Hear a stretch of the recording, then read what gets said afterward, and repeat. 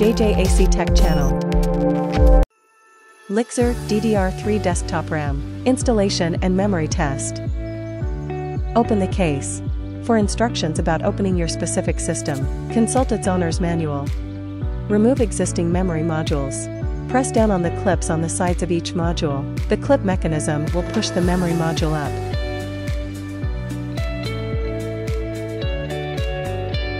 Install memory, holding the modules along the edges. Align the notches on the module with the ridge in the slot. Then apply even pressure and firmly press the module in.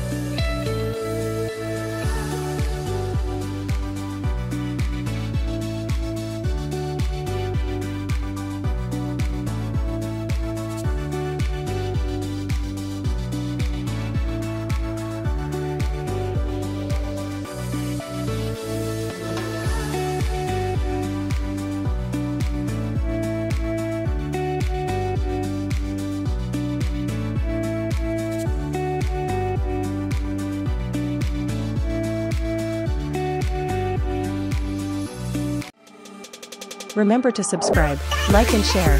Thanks for watching.